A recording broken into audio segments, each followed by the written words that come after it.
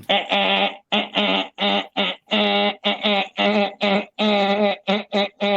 that enough? One exception.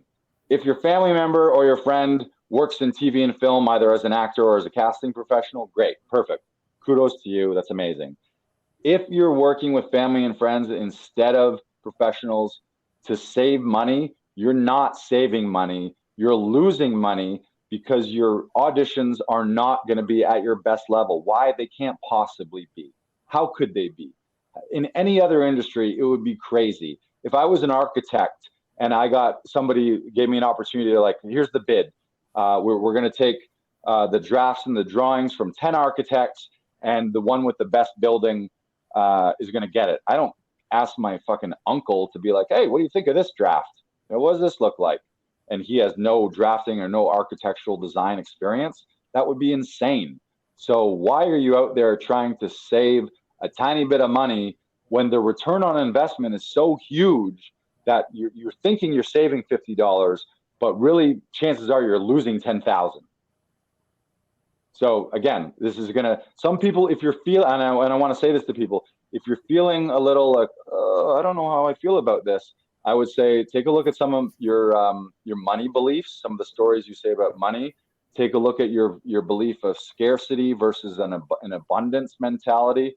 I was in the same boat. I used to skimp on everything. It's like if I could cut a coupon or find a Groupon for it, I would walk across or drive across the city to save $20, or I would spend a day and a half on Amazon researching things to try and save $50 on a microphone, not thinking, you know what the real loss was? The day you spent trying to save $50, because that means my entire day is only worth $50. It doesn't make any sense. So just work with professionals. Laughing Vikings, great. Come see us. We can help you. And you're getting an outside eye. You're getting professional advice. You're getting extra creative ideas. You're getting all the tech stuff taken care of for you. Your session directors are trained actors in the craft of acting, trained professionals in editing. And certainly it's also going to save you time. I know that a lot of people have nightmare stories where it's like, it took me 100 takes with my brother or my mother to do this because they couldn't say the lines as a reader, or they didn't know how to hold the camera and say the lines at the same time. Mm-hmm. And it can also just complicate your personal relationships too. I think there's a lot of like, your spouse maybe doesn't want to be the person that's helping you with your career, and maybe you don't want your spouse to be the one working with you. Hopefully they are supportive, mm-hmm. But if there's any animosity or any lack of support there, it's just not going to be a good situation where they're like, they're either rushing you. Oh, come on, can we just do this? Can we get this done? Like, oh, you want to submit your best work. So yeah. Under the heading, always do your best, I'm going to go out there and say, maybe this is an unpopular opinion, you cannot be doing your best if you're working to do your auditions with someone who doesn't know what they're doing. How could you be? It would never work in any other profession. You would, if it's your gym member, you're like, I want to work in my body, I want to get in peak Olympic state. You'd be like, yeah, let's see what my next door neighbor's doing. Hey, you got an hour free to come over and train me? That's going to end up with an injury and probably a bunch of bad advice. Yep. So please work with professionals. And myth number 7, audition success is about figuring out what they are looking for.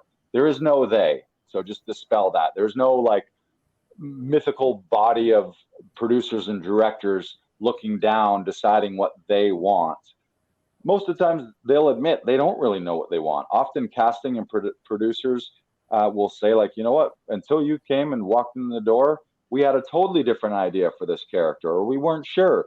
But man, when we saw it, boom, we knew it. And what it was is that person brought their authenticity. They brought their strong choices. Their talent was in their choices. They had strong craft. They had a strong understanding of story and storytelling. And so it's agonizing. We've all seen people come in here and they'll be, I don't know what they want. Like, I don't know what they're looking for. And also that just reeks of neediness in a live casting room. It's like, and a lot of people think this, and I thought this early on too, was like, well, I could say it this way or I could say it that way. How do you want me to say it? Just tell me how to say it and I'll say it how you want it. I can say things like this or I can say things like this. Like thinking that that is what acting is, but no, your talent cast you. You cast you by your strong choices. So and it's just it's like it's the four agreement of don't make assumptions. If you're thinking what do they want, you're somehow trying to like reverse engineer what they're looking for. And how could you possibly be wrong or be right about that? You're not a mind reader. You don't know what they want. So for you to drive yourself crazy by thinking, oh, what do they want? What do they want? No, make some decisions on who you are as a human being, who you are in this relationship, in the script. What are you fighting for? And then color it with your personality and personalize it and make some strong creative choices. And then say, hey, you know what? You cast me in this today. This is what I'm giving you. And this is who I am. And this is my take on it. And if it fits, great. If it doesn't, maybe you get a chance for some notes. And if it doesn't, you're the wrong guy, you're the wrong guy. But you know, hey, I went in, I gave them my A++. I gave them my take on who this character is. If they want me, that's what I would give them. And if they want to give you notes and you get cast, obviously you get cast or you get callbacks and you're like, maybe dial this down, tone that back a bit, or this beat right here, we're thinking you could dial that back. And the easiest thing in the world is for people to dial you back. So never the worst thing is be like, oh, I think maybe they will think that's too much. And then so you give a vanilla, very flat read, which is just like nothing. And what happens there? That blends in with 50 other actors where it's like, that was great. We just saw 50 people do the exact same thing. They sat when the script said sit. They sighed when the script said sigh. They rolled their eyes when the script said roll your eyes. And they did everything by the letter to the punctuation. When the ... was there, they took a beat. When there was a comma there, they took a pause at the end of a sentence.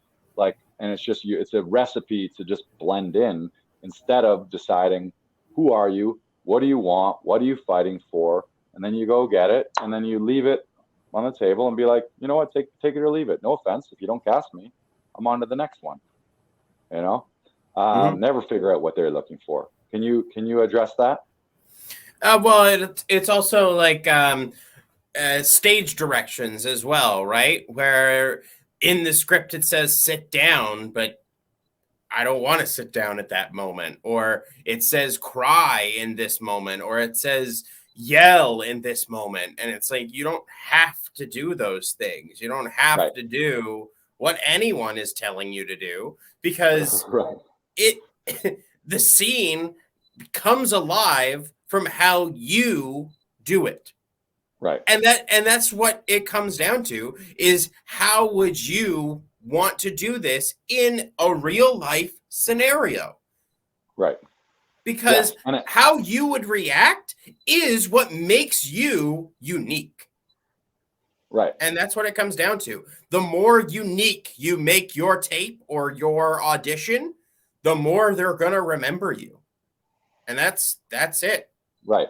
While still staying true to the story and to the script. Yeah. Obviously, you have to honor, like, the writers are, chances are they might be producers, so they may be looking at these auditions. So you don't want to bastardize it by being like, oh, fuck your writing. I wing it and make it my way. But I guarantee you, nobody ever got cast by how well they sat perfectly at the beat when it's said to in the script. Like, man, did you see how that guy sat? Right? See, right in between those lines where it said sit, he sat right then. That was like, a good sit right there. No, that was a good sit. And yeah, and remember, if they're watching 50 of these or 100 of these, they're ahead of you. They've seen all these words. So if you kind of got to be doing some things that are like, not that you're surprising them for the sake of surprising them, but if they're seeing the same thing done at a slow pace where it's like you're not acting at a real speed of life, you're following punctuation, you're following every stage direction. Yeah. It's just like, oh, I'll just watch the same delivery. And it's like, yeah, you're a solid actor.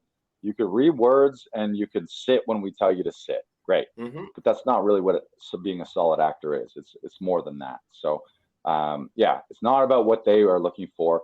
And that the challenge with that, again, love the parallels between life and acting. If you're living your life right now in a way of being like, what do they want? What do they want? If you're like, God forbid, you're the type of person that's everything is like, what do people want to see from me on social media? What were they like? Oh, they didn't like that. Oh, I feel bad because people gave me negative comments. It's like, you got to live your life for you, and hopefully a big part of that is living your life for other people, but you can't live your life for other people in a sense that you let people dictate who you are. You got to be you, make your life choices, decide what you want in your life, and go out and get it, same as you would in an acting scenario, in an audition scenario. Don't just try and center your whole life on placating your friends and your family and your parents and just doing what they want. It's a recipe for disaster, and it's really a recipe for failure, where at the end of your life you're going to be like, oh shit, I'm dying, but I never really lived, because all I was trying to do was trying to please other people, and I never made any choices about what I wanted to do. And oh shit, I wish I had a whole nother life. And I don't know if we have an afterlife. I don't know if we get reincarnated, but I do know that right now it seems like we only have this life. So if you're not maximizing it and making decisions and doing what you want, then you're leaving a lot on the table. So please do it for you. Do what makes you happy.